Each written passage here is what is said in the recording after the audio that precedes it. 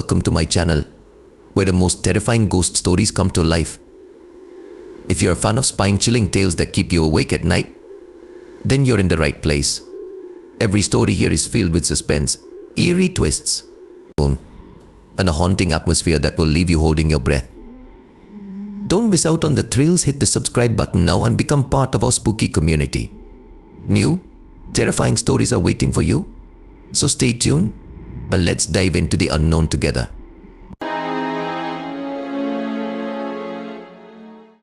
The cemetery in Bình village has long been infamous for its strange occurrences. People often see mysterious beams of light shooting from the ground or hear eerie owl calls in the dead of night that send chills down their spines. But the most terrifying event began with the mysterious death of Mr. Tryon, a man known for going out at night to catch frogs. As the villagers tell it, one night Mr. Tryon went out alone to catch frogs. By morning, his wife Mrs. T, worried because he hadn't returned, went searching for him.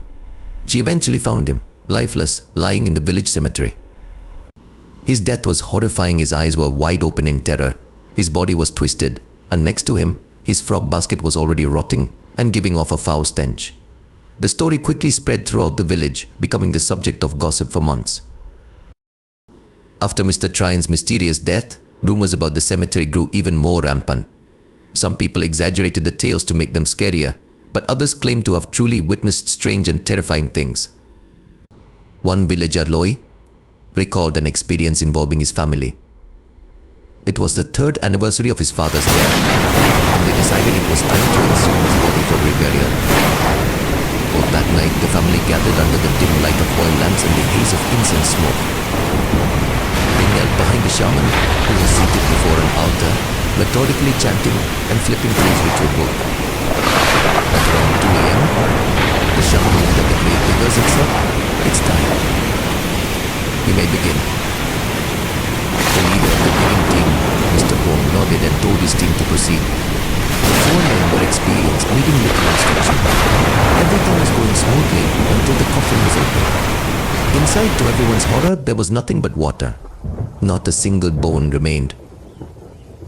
Mr. Kong's team had never seen anything like it. They looked at Loy and asked, "What's going on? There's no trace of any bones. Did you bury an empty coffin?" Angered, Loy snapped back, "What are you talking about? My father was buried properly. Did you even check thoroughly?" Realizing he might have spoken out of turn, Mr. Kong quickly tried to explain, "I'm only saying what I see. There are no bones. Take a look yourself." Loy and his family were left in disbelief, not understanding how this could have happened. They turned to the shaman for answers. "What's going on, sir? My father was buried with care. How could there be nothing left?" The shaman, deep in thought, finally responded, "Stay calm.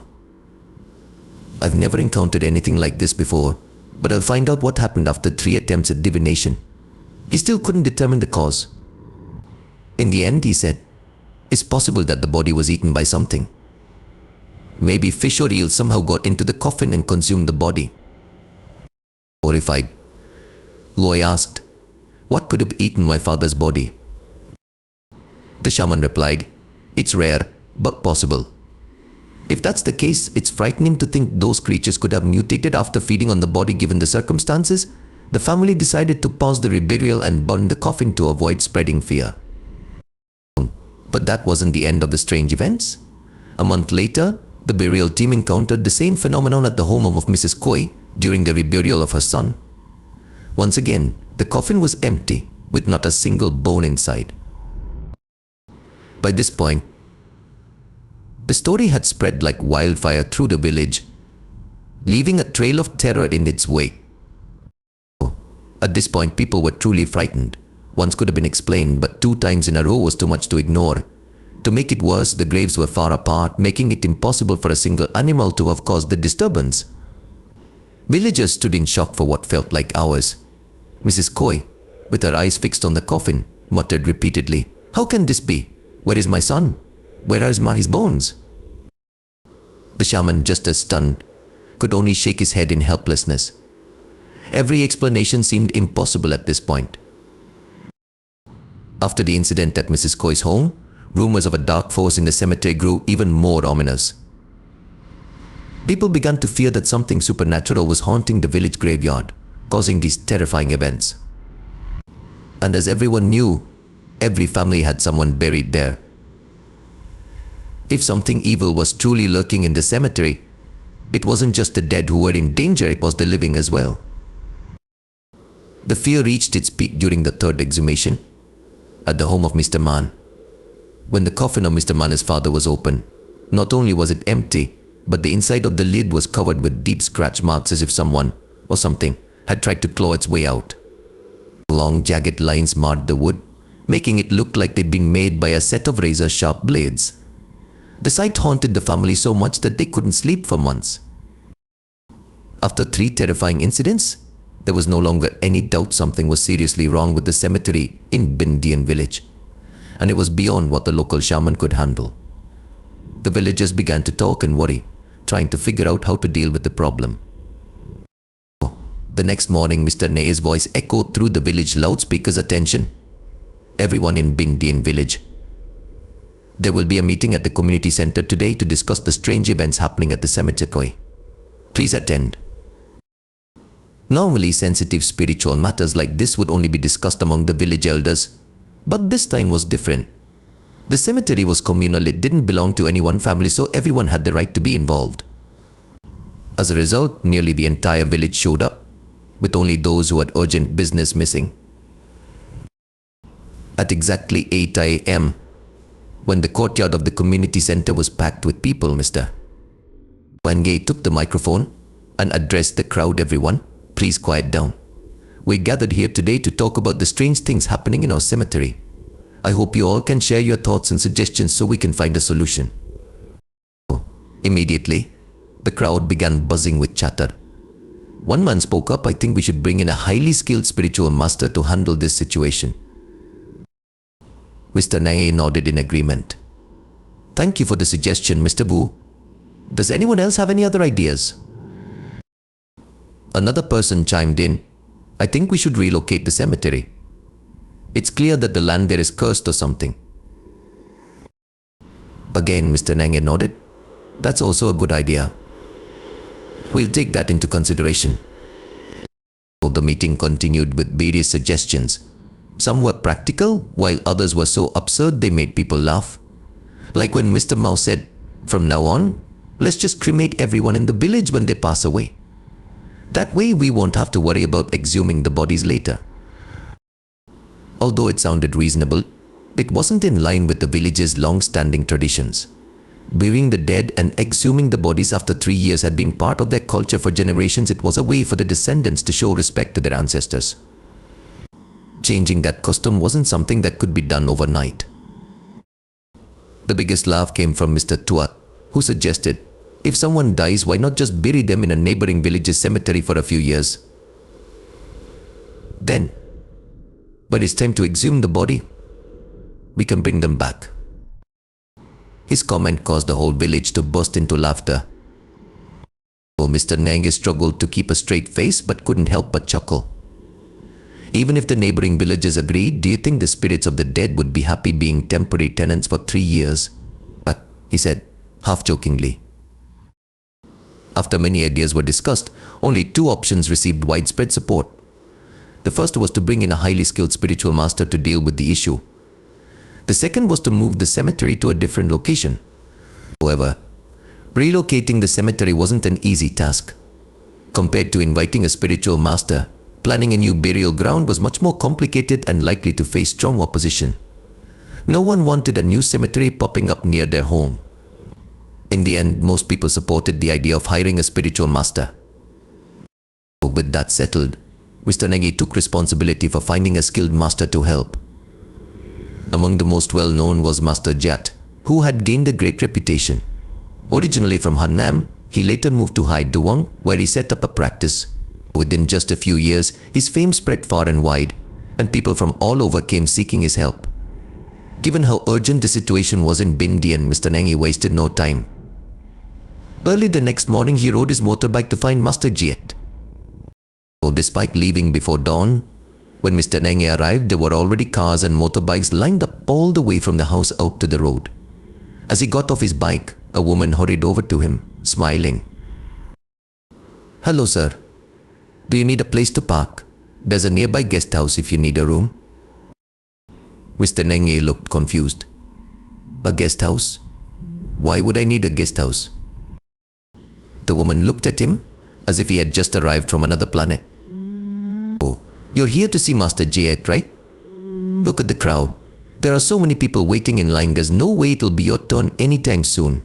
You'll be waiting all day. And if you don't park your bike somewhere safe, no one will be responsible if it gets stolen. It was then that Mr. Ney realized how bad the situation was. With such a large crowd, he might have to wait an entire day before seeing the master. After thinking for a moment, he agreed to park his bike. Okay, I'll park it, but let me go in and get a number first. If it takes too long, I'll let you know about the guest house. Don't wait too long, the woman warned. The rooms fill up fast, and if you wait, you'll be sleeping on the street tonight. Mr. Nye nodded and made his way inside. As soon as he entered, he saw that the woman wasn't exaggerating. The line of people stretched from inside the house all the way out into the yard, packed tightly together. He thought to himself, if I had arrived even a little later, there'd be no room to stand. Though he had visited many fortune tellers before, he had never seen any place as crowded as this. Thankfully, the weather was cool, being late in the year. Otherwise, in the heat of summer, people might have fainted from waiting so long. Mr. Nenge spent the entire day waiting, but still hadn't caught a glimpse of Master Gyat. Several times he tried to stand on tiptoes to see, but each time he was shoved back down by the crowd. At one point, a large, heavy-set woman bumped into him, causing him to fall to the ground. She angrily yelled at him, "What are you doing, pushing your way forward? Can't you see people are standing here in line? You don't look like a child, but you sure act like one. Try that again, and I won't be so nice." For the first time in his life, Mr. Nie, the village head, felt completely humiliated. But facing the woman who easily weighed over 200 pounds, he had no choice but to stay quiet and swallow his pride. He thought, one slap from her and I'd probably end up in the hospital. Mr. Nengi's number was 125, and unsurprisingly, by the end of the day, it still wasn't his turn. Left with no other option, he rented a room at a guest house to stay the night and returned the next day. After a long wait, it was finally his turn. As he stepped inside the temple, Mr. Nengi was overwhelmed. Compared to the modest shrines in his village, Master Jade's temple was grand and majestic. He stood there wide-eyed, taking it all in, too stunned to move. Master Jat, noticing his hesitation, called out, "Hey, you over there? Are you coming in or not? I don't have all day, there are still so many people waiting." Snapping out of his daze, Mr. Nenge quickly smiled apologetically and hurried forward, sitting down on a large wooden platform, just the right size for him. Master Jade sat elevated, calm and imposing, like a living statue. On either side of him stood two young assistants, ready to help with any offerings or tasks. Looking at how everything was arranged, Mr. Nenge couldn't help but feel like he was in the presence of a powerful figure from ancient times. His nervousness grew. Master Jade wasted no time, asking directly, "What brings you here? Speak briefly." Mr. Nenge quickly replied, "Master, I've come to ask for your help with something very serious. Recently, in our village, every time we exhume graves, the bodies are missing. It's happened 3 times now, and everyone is extremely frightened." As soon as Mr. Nege finished speaking, Master Jade's paper fan suddenly dropped from his hand. His assistants, startled, quickly rushed forward, thinking something was wrong. Sitting below, Mr. Nege was equally alarmed, fearing he had said something wrong. After a few deep breaths, Master Jat regained his composure and asked, "Are you telling the truth?" "Yes, Master. I wouldn't dare lie."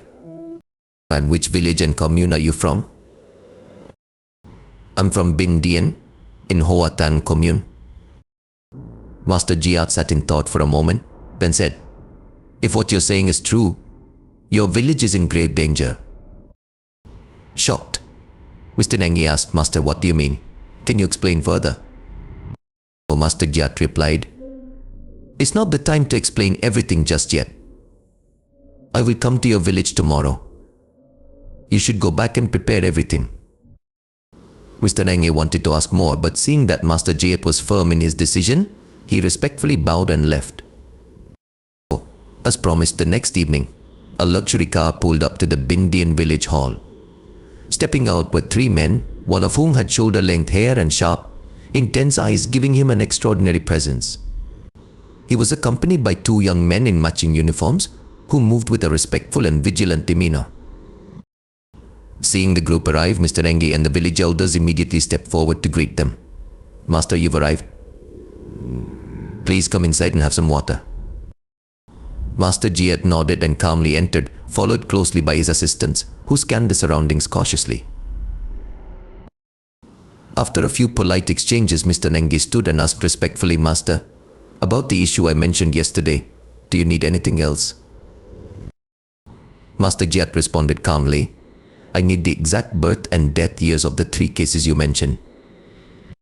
Mr. Nenge, having prepared ahead of time, quickly handed over a paper with the details.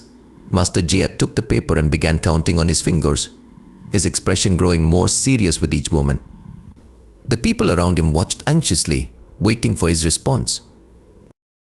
After a while, Master Jayat folded the paper and said, "Just as I suspected, your village's cemetery is being disturbed by a malevolent force. If left unchecked, it will bring severe consequences." Alarmed, Mr. Nenge asked, "Master, can you explain further?" Master Jayat nodded. "I've looked carefully. The three people whose bodies have gone missing all had different elemental fates. One was of metal, another of wood, and the last of water. Based on the traces left in the third coffin, I believe the body was consumed not too long ago." Still confused, Mr. Nenge asked, "I'm sorry, Master, but I don't quite understand." Master Jayat reassured him, "Don't worry, I'll explain. After you left yesterday, I cast a divination to examine the land in your cemetery. The results were troubling. The land has been disturbed in a major way." One of the village elders immediately objected. "That's impossible. We inspected the land carefully before using it for the cemetery. It was considered excellent for burial." Master Jayat nodded. "That was true at the time. But recently the land has changed. As for why that happened, I'll need to see it in person to be sure." 15 minutes later, they all stood in front of the village cemetery. Master Jayat slowly walked around the graves, inspecting them without saying a word. The others remained silent, too, afraid to distract him. When he reached the grave of Mr. Loy's family, he crouched down, picked up some dirt, and examined it closely. He repeated this process at the graves of Mrs. Koi and Mr. Man. After gathering 3 samples of soil, he rolled them into a ball and placed them into a sealed box. At that moment, Mr. Nenge couldn't hold back any longer. "Master, can you tell me what you're doing?" Master Jayat responded calmly, "I can't reveal everything just yet, but there's something important you need to know. After walking around the cemetery, I discovered that the spiritual energy here has shifted drastically. This land once had the flying dragon formation symbolizing strong, rising energy. But now it's changed to the hidden dragon formation where energy is coiling inward. That's why dark forces are growing stronger here, causing the strange events you've been witnessing." Hearing this, Mr. Nenge and the others were completely puzzled. Mr. Nenge honestly replied, "To be honest, Master, I'm listening, but it's like water off a duck's back. What do we need to do to solve all this?" Master Jayat remained calm. "To handle the issue, we must first understand the cause. I'll return in 3 days with the answers." Without giving anyone a chance to ask further questions, Master Jayat swiftly got into his car and left. The villagers stood there, confused, watching the car until it disappeared from sight. "Mister, you," the eldest among them, finally spoke up. "Do you think he has no solution? So he's just trying to act mysterious and make a quick exit?" Mr. Liu's comment wasn't entirely unreasonable. Since meeting Master Jayat, everything he said had been vague, without clear direction. But Mr. Nenge thought differently. He had witnessed Master Jayat's reputation firsthand, and it couldn't be fake. He was confident that the master would return with a plan to help the village. And indeed, 3 days later, Master Jayat returned to Bindian, this time with many tools and ritual items. The moment his car arrived, the villagers, led by Mr. Nenge, were overjoyed and rushed out to greet him like he was a savior. This time, Master Jiat didn't beat around the bush. Every question was met with clear explanations. He began by asking, "Do you all know why I needed 3 days before I could return?" The question surprised everyone because it was exactly what they had been wondering. Master Jiat smiled and explained, "I needed time to create this." So he reached into a jar and pulled out something. It was the same clump of dirt he had taken from the cemetery a few days earlier. However, now it had changed. It was no longer a dull brown but had turned pitch black, like soot. Mr. Nenge was shocked. "Isn't that the same dirt you took last time?" Master Jiat nodded. "Yes, this is called black earth. I needed it to help locate where the demon is hiding." Only then did everyone realize that Master Jiat hadn't run away like they feared. He had a plan all along. Oni continued to explain. "The 3 samples of dirt I collected all contained traces of the dark spirit. But because the energy was so faint, it took me 3 days of continuous ritual work to merge them into this black earth now. This clump acts like a compass, guiding us to the demon." Excited, Mr. Nenge quickly asked, "So can we go now, Master?" Master Jiat nodded. "Yes, we must go immediately. There's no time to lose." When they reached the cemetery, Master Jiat instructed his 2 assistants to light a stick of incense. Holding the black earth in his hand, he began walking slowly around the cemetery, his eyes focused and intense. Occasionally, he closed his eyes, as if trying to sense something. His path wasn't straightforward. Sometimes he walked straight, sometimes he turned left or right, and occasionally he paused before moving again. As they neared the far end of the cemetery, Master Jiat suddenly stopped. In front of him was an ancient banyan tree, its roots sprawling over a dense patch of ground. Next to the tree was a large mound of earth, resembling a grave. Unlike the other graves, though, this one had no incense sticks placed in it. Master Jiat pointed at the mound and asked Mr. Nenge, "Do you know whose grave this is?" Mr. Nenge, a man who had always cared deeply about his village and had been its head for many years, knew the cemetery well. But this particular grave was unfamiliar to him. He turned to ask the village elders standing nearby, "Do any of you know who this grave belongs to?" They all shook their heads. Like Mr. Nenge, none of them knew the origin of the grave. Finally, Mr. Nenge turned back to Master Jiat and said, "Master, this grave has been here since before we moved the village's cemetery to this site. So no one knows whose grave it is or how long it's been here, but it's probably not from anyone in our village." Master Jiat thought for a moment before replying, "Based on what I've sensed, there's definitely something wrong with this grave." Mr. Nenge asked urgently, "Master, do you think the demon could be hiding beneath this grave?" Master Jiat responded, "I'm not certain, but we can't rule it out." Hearing this, everyone instinctively backed away from the mysterious unmarked grave.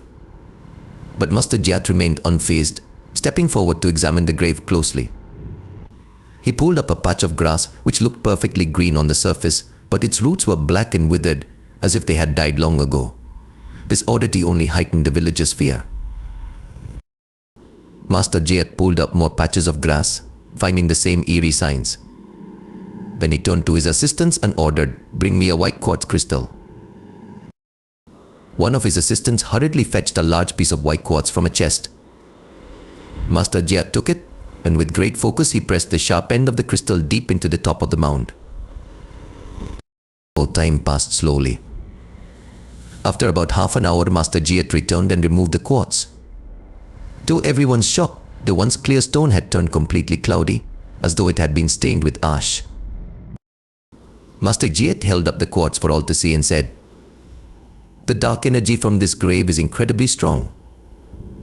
In just 30 minutes, it has completely clouded the stone. This grave is definitely the source of our problems." The disciple quickly retrieved a piece of white quartz from a wooden chest and handed it to Master Jiat. He took the quartz, pointed its sharp end down, and drove it deep into the top of the grave. Time seemed to drag on, but after about half an hour, Master Jiat pulled the quartz out. To everyone's surprise, what had once been a clear, pure white crystal was now cloudy and murky, as if coated with soot. Master Giat held up the quartz for everyone to see and said, "The dark energy from this grave is extremely strong. In just 30 minutes, the quartz has been completely tainted. This grave is definitely the source of our problems." Hearing this, Mr. Nangi and his group grew even more anxious.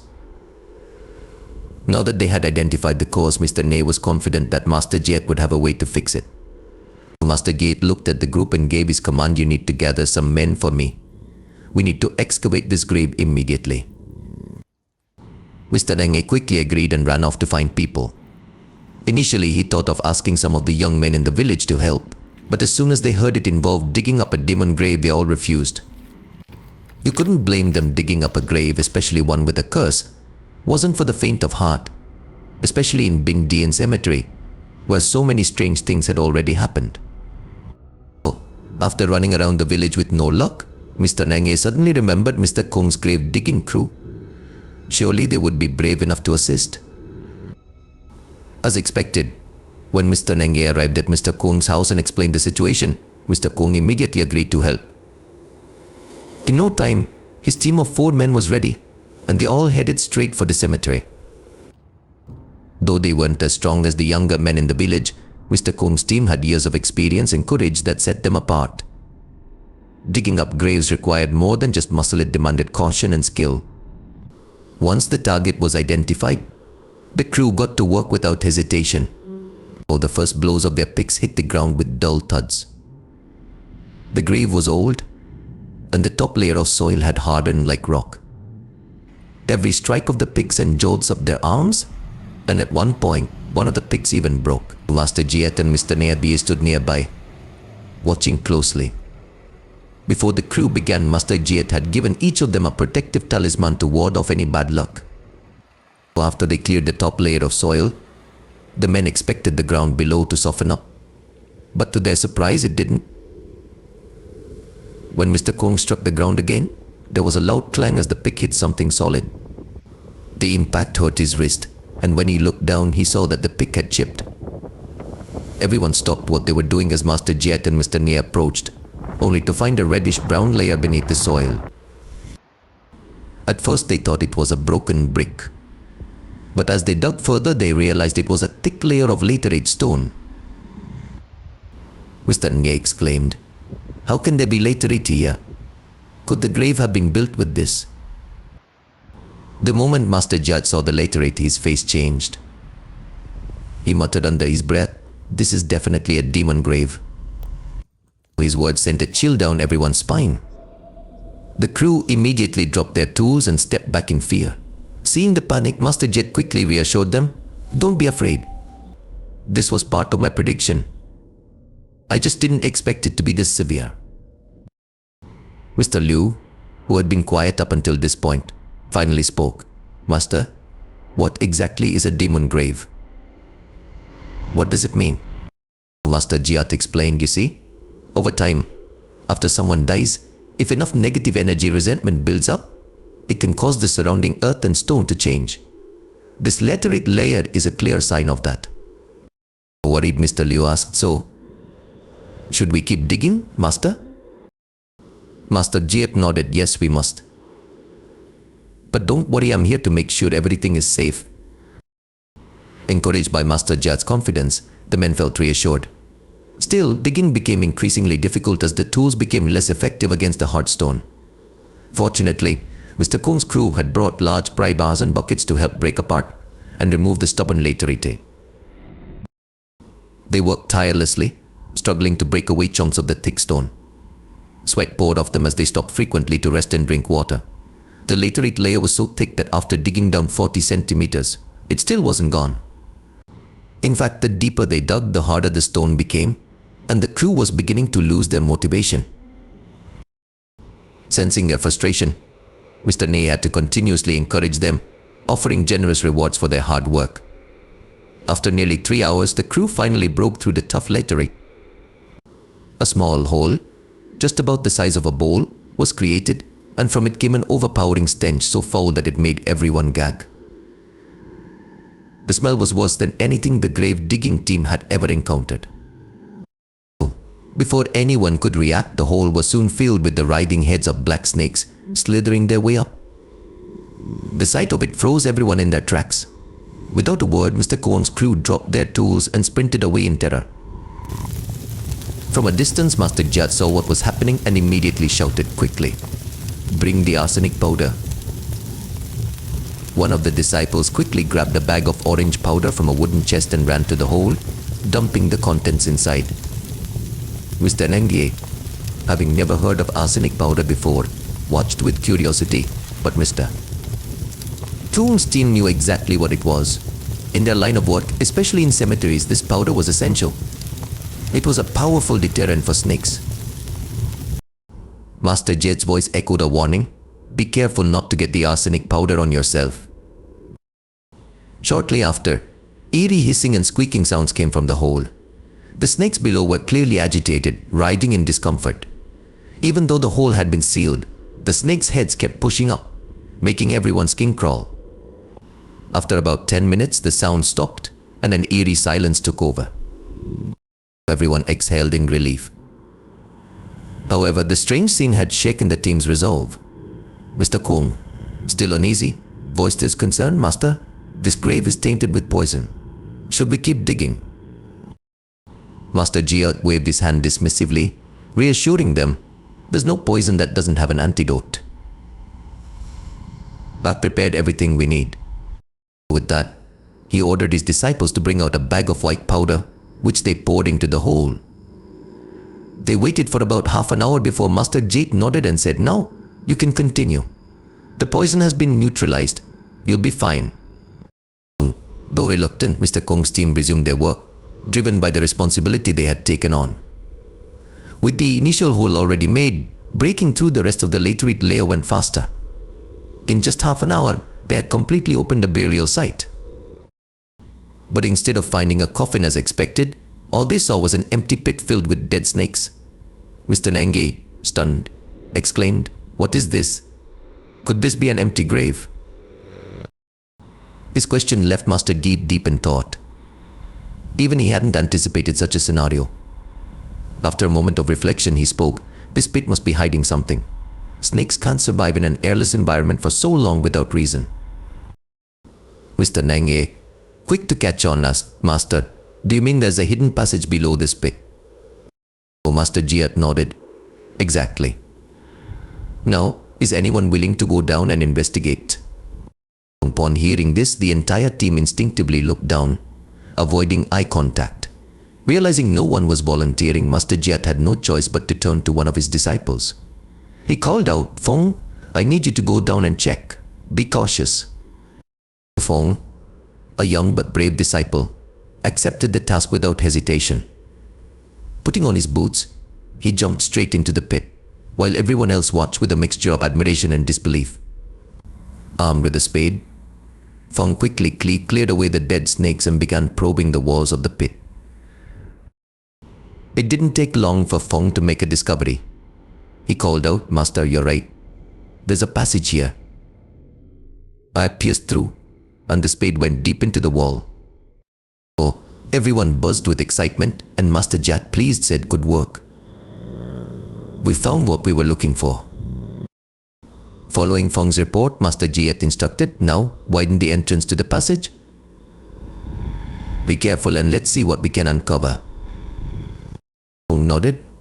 "Understood, Master." With just a few more strikes, the thin layer of dirt around the mouth of the passage gave way, revealing a tunnel wide enough to fit a person. But when Fong looked into the tunnel, all he saw was pitch black darkness.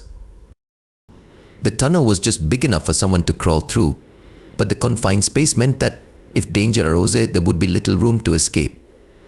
No one could say for sure what was waiting inside, but it was unlikely to be anything good. Master Jiat, remaining calm, said, "All right, climb back up. Don't take any action yet." Fong obeyed, quickly climbing out and reporting everything he saw. The group listened intently, their faces reflecting growing concern.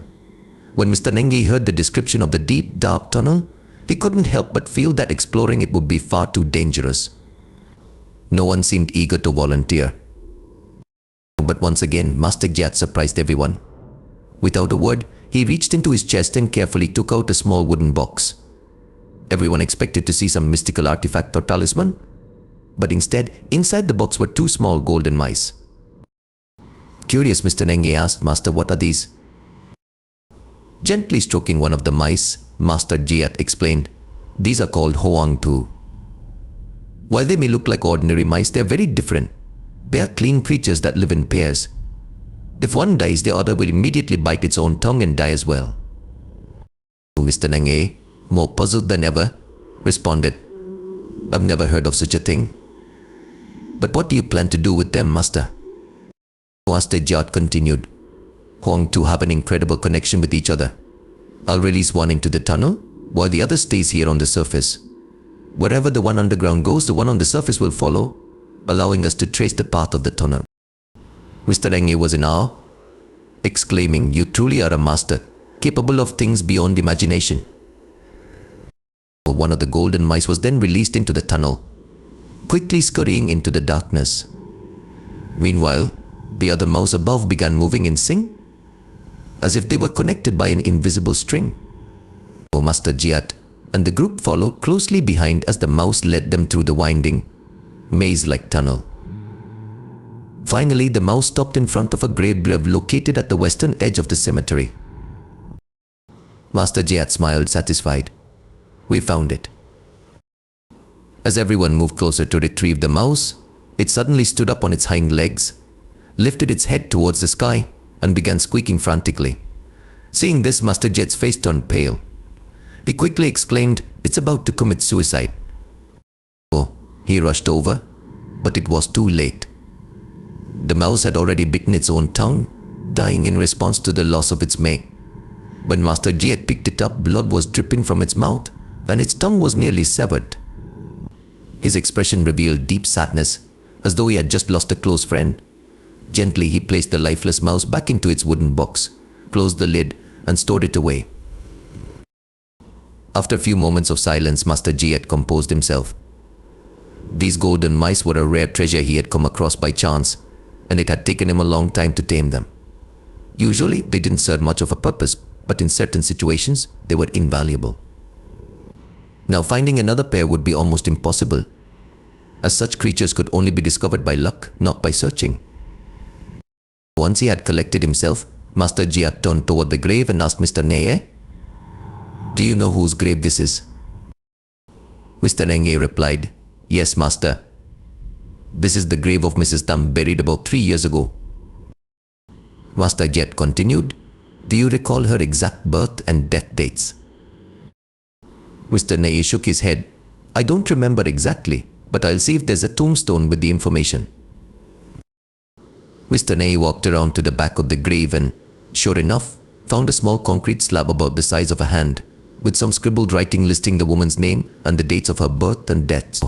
After carefully examining it, Master Jiat realized that Mrs. Tam was of the fire element. The 3 people who had been found with their bodies missing were associated with the elements metal, wood, and water. And now Mrs. Tam, with her fire element, completed a significant part of the puzzle. This was clearly no coincidence. Master Jiat's eyes gleamed as he said, "At this point, I'm certain of what we're dealing with. The creature we're up against is a Niekwai, a cursed demon." The group surrounding him looked both curious and frightened. One person asked, "What exactly is a Niekwai? Is it dangerous?" Master Jiat explained, "A Niekwai isn't too frightening in its initial stages. But once it absorbs the full power of all 5 elements, metal, wood, water, fire, and earth, it becomes a whole different story." Mr. Nenge, growing more concerned, asked, "Are you saying that the demon is already very strong?" "Yes," Master Jiat confirmed. "If it manages to fully absorb the energy of the 5 elements, I can't guarantee I'll be able to stop it." His words sent a wave of fear through the crowd. The situation had become urgent. Every passing day meant the demon was growing stronger, and the longer it took to act, the more difficult it would be to defeat it. Before starting the excavation, Master Jiat retrieved several flags from his chest and began setting up a protective formation. His 2 disciples quickly assisted him, and within minutes they had created a heavenly net formation. Confident in his work, Master Jayat reassured the group, "Now we're ready. We can handle whatever comes next. You all help me dig up this grave." Unlike before, this time Mr. Kong's team worked with more determination, knowing that defeating the demon was the key to protecting themselves and their families. Luckily, the soil of this grave was softer than the previous one. After just 10 shovel strikes, the top layer of the earth was cleared. The team worked tirelessly, and before long they had dug a pit about 3 meters wide and nearly 2 meters deep. Suddenly a metallic clank echoed as one of the shovels hit something hard. The sound startled everyone. With their years of experience, Mr. Kong's team recognized the noise. It was the shovel striking the coffin. They immediately stopped digging and looked to Master Jayat for guidance. "There's no need to dig further," Master Jayat instructed.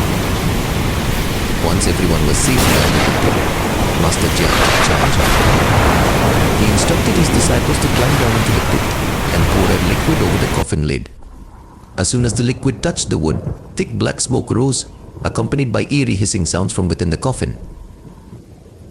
Gripping his wooden sword tightly, Master Jayat stood ready, his gaze sharp and focused. The sky had already darkened, and the sun had disappeared behind the tall eucalyptus trees, casting long shadows over the cemetery.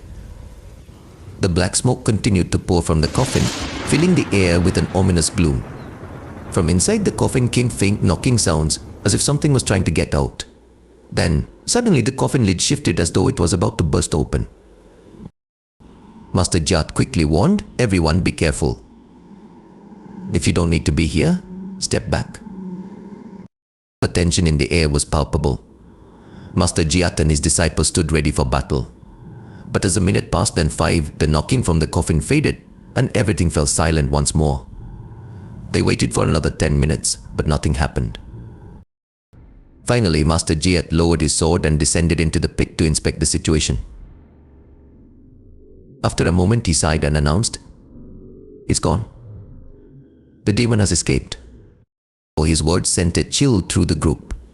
When they looked down into the coffin, all they saw was an empty box. The air was thick with the stench of decay, making everyone gag. One of the disciples, Tin, with a worried look, asked, "What do we do now, Master?"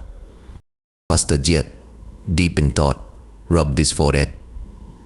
The death of the golden mice had complicated things. Tracking the demon down now would be far more difficult. After a few moments of contemplation, he turned to Mr. Kong's team. "I need one of you to go down into the pit and collect some of the black sludge from inside the coffin," he instructed. Mr. Kong froze at the request. After everything they had just witnessed, the thought of going down into the pit terrified him. He didn't dare. Mr. Kong was still hesitating, unsure how to refuse, when suddenly Fong spoke up, "Master, let me handle this." Without waiting for a reply, Fong pulled out a small jar, carefully descended into the pit, and within moments returned with the jar full of foul-smelling black sludge. Compared to the hacked or black soil that Master Jayat had used previously, this black sludge had a much stronger odor and a more potent energy. This indicated that the demon had only recently left the area, leaving behind a strong trace of its presence. Master Jayat intended to use this trace to track down the demon's hiding place. However, he knew it wouldn't be easy. If the demon realized it was being hunted, it would likely conceal itself and mask its energy, making it far more difficult to locate. Additionally, the graveyard had countless burial sites, and searching each one manually could take weeks with no guaranteed result. Time was not on their side. Master Jayat turned to Mr. Nie and the village elders, instructing, "I need you to list everyone who passed away in the last 3 years and had the earth element in their birth chart." Mr. Nie, though unable to recall exact dates, clearly remembered the birth and death years of those who had passed in that time frame. Quickly, they identified 3 names that matched Master Jayat's criteria: 2 graves in the south and 1 further north. Though the search area had been narrowed, Master Jayat immediately asked Mr. Nie to lead him to the southern graves first. Upon arriving, Master Jayat plucked some grass growing on the grave and carefully observed the surroundings. Both graves appeared normal, with no obvious signs of disturbance. He then pulled out the jar of black sludge, closed his eyes, and formed the hand seal to concentrate. After a few moments, he opened his eyes and said, "Now, Take me to the northern grave." When they reached the northern grave, Master Jiat repeated the same actions, but again the results were the same. He seemed puzzled, saying, "This is strange. I can't sense any trace of the demon from these graves, as if it has disappeared." Mr. Nenge, growing more anxious, asked, "Could it be that the demon realized we're searching for it and deliberately hid its presence?" Master Jiat nodded. "That's a possibility. If it's actively concealing its energy, finding it will be extremely difficult." The group circled the 3 graves several more times but found no clear signs. The constant focus and concentration were weighing down Master Jiat's energy.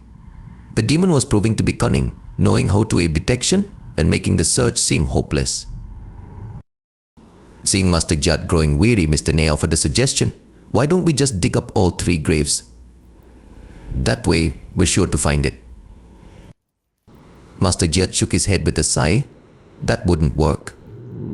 It would take too much effort, and we'd be acting blindly." Mr. Nengi's suggestion was practical, but digging up 3 graves was a physically exhausting task, especially for Mr. Kong's crew, who were already worn out. Digging 1 more grave was possible, but digging 3 was beyond their capacity. Time passed slowly, and with no clear solution in sight, everyone sat down to rest, sipping water and pondering their next move. As the sun began to set and hunger crept in, Mr. Enge spoke up. "Master, I understand that dealing with this demon is critical, but it's getting late. I've already asked my wife to prepare a meal for us. Why don't you and everyone else come back to my house for dinner, and we can plan our next steps afterward?" Master Jiat let out a deep sigh and nodded in agreement. Though he wasn't overly concerned about food, he recognized that his disciples and the workers were tired and needed to regain their strength. However, before leaving the site, he decided to hide the jar of black sludge somewhere. If they brought it back to the house, its stench would ruin everyone's appetite. Master Jiat walked a fair distance from the graveyard until he found a small mound of earth.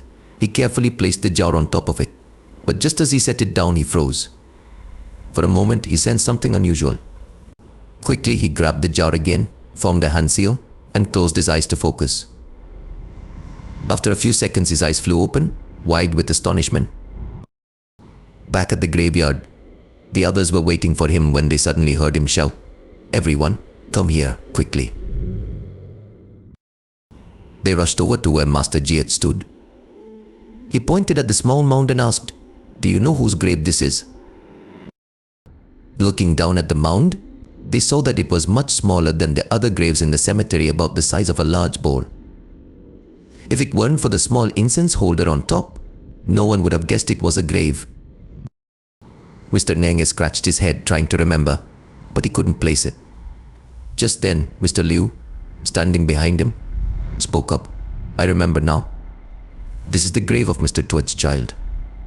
The baby died in the womb at 6 months.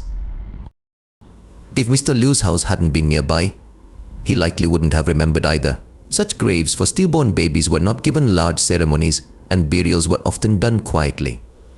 No wonder Mr. Anye hadn't known about it." After glancing at the small grave marker with the date of the child's death, Master Jiat suddenly understood and said, "Everyone, go back and rest. We'll hold off for now. I have reason to believe the demon may be hiding beneath this grave." His words sent chills down everyone's spines. Compared to food, capturing the demon was clearly a much higher priority. No one objected. Following Master Jiat's lead, they immediately began digging. The small grave was shallow, and within half an hour, Mr. Kong's team had uncovered the lid of the burial jar. As soon as a piece of the jar came into view, Master Jiat's voice rang out sharply. "Everyone, get out of the pit immediately." Master Jiat fully understood the gravity of the situation with the demon, so he made sure the grave diggers were safe. After 3 of them climbed out of the pit, it was Mr. Kong's turn, but something horrifying happened. The small coffin's lid suddenly flew open, and a black, hairy arm shot out, grabbing Mr. Kong's leg. The speed of the attack was lightning fast, and he immediately felt a sharp pain in his calf. He screamed in terror, looking down to see a grotesque sight, a small, red-skinned creature, covered in long, black hair, was biting into his leg. Its sharp fangs tore at his flesh. Panicking, Mr. Kong yelled, "Help me, master, please." As he screamed, he desperately stabbed at the demonic child with his spade. The creature screeched in pain, a sound resembling a monkey's howl. Standing at the edge of the pit, Master Jet quickly pulled out a wooden rosary and threw it, landing precisely around Mr. Kong's neck. After chanting a spell, the demon let go of Mr. Kong, howling in agony. Seizing the opportunity, Mr. Kong scrambled out of the pit. When he finally made it to the surface, he realized he had survived, but his leg was drenched in blood. Two of Master Jet's disciples rushed to bandage his wound and stop the bleeding. Below, the demon glared up at the group, its eyes glowing red, its claws and fangs beaming menacingly in the dim light. But Master Jet remained calm, forming hand seals that made the flags around the pit flutter violently. The demon growled in frustration but didn't attack. Instead, it tried to escape through a hidden tunnel. However, Master Jet was prepared. He raised his wooden sword and shouted, "Activate the formation." At that moment, the demon was forcefully thrown back. The entire air around the pit had been sealed off. There was no way for the demon to escape. Furious and trapped, the demon shrieked and launched itself out of the pit, charging straight at Master Jet. With lightning-fast reflexes, Master Jet swung his sword, slicing through the demon's arm. The severed limb fell to the ground and immediately dissolved into a puddle of foul-smelling sludge. The demon wasn't finished. It shifted its focus and attacked Master Jet's two disciples. Though they weren't as powerful as their master, they were skilled enough to hold off the demon using their peachwood swords. While the demon was on the defensive, Master Jet launched another series of rapid attacks, striking the creature over and over. Its body became riddled with wounds. If it were human, it would have already been dead. But this demon wasn't so easily defeated. Suddenly, the demon let out an ear-piercing screech, and its body began to transform. The black fur on its body turned bright red and stood up like porcupine quills, becoming much harder and more resistant to attacks. Sensing the change, Master Jet shouted a warning to his disciples, "Be careful. It's transformed. Its body is tougher now." Even though the three of them tried their best to attack, the demon barely flinched this time. Its new armor-like fur was absorbing most of the blows. Realizing that they couldn't keep fighting like this forever, Master Jet knew they needed to end it quickly. He decided to use their most powerful move and ordered, "Prepare for the thunder strike." The disciples immediately responded in unison, "Yes, Master." All three of them slashed their palms, letting their blood drip onto their swords, which glowed with renewed power. Master Jet stood at the center, holding his sword high, while his disciples positioned themselves to the east and west, forming a triangular formation. As the energy between them grew stronger, Master Jet shouted, "Release the strike." The three beams of crimson light shot down from the sky, sealing off all escape routes. The demon screeched and tried to fight back, but it was no use. The combined power of the thunder strike was too much. The air rang with a deafening clash of energy, and dust filled the area, obscuring everyone's view. When the dust finally settled, the onlookers saw Master Jet and his disciples sitting on the ground, exhausted and breathing heavily. Looking over to where the demon had been, all that remained was a puddle of foul-smelling sludge. The villagers gasped in shock at the incredible power of Master Jet. Mr. Enge rushed over to help Master Jet to his feet, anxiously asking, "Master, are you okay? Were you hurt?" Master Jet weakly waved his hand. "I'm fine. The demon is gone. Everything is back to normal now." Knowing that Master Jet was exhausted and needed rest, Mr. Nye helped him into the car, and the group returned to the village. The next day, word spread quickly about the battle with the demon. As Mr. Enge recounted the story, the villagers shuddered in fear. Some curious souls ventured out to see the battleground for themselves, but after seeing the eerie remains and the disgusting puddle, they quickly turned back in fright. After that incident, Master Jet's reputation spread even further. More and more people came to him for help, and every year the villagers of Bình Điền would prepare offerings and ask Mr. Nair to deliver them to Master Jiat in gratitude for saving their village. Years later, when the family of a man named Tai held a reburial ceremony, they hired Mr. Kornstein once again. But as soon as they opened the coffin, they were horrified. The coffin was empty, there wasn't a single bone left. Panicked, the workers fled, screaming at the top of their lungs, "The demon has returned. Someone, go fetch Master Jiat." Thank you so much for listening to today's story. I hope it gave you the chills and kept you on the edge of your seat. If you enjoyed the tale, don't forget to hit that subscribe button and ring the notification bell so you won't miss any of our upcoming spooky stories. Your support means everything to us. Also, feel free to leave a comment below with your thoughts or suggestions. Your feedback helps us grow and improve, and we'd love to hear from you. Thanks again for tuning in, and I'll see you in the next terrifying tale.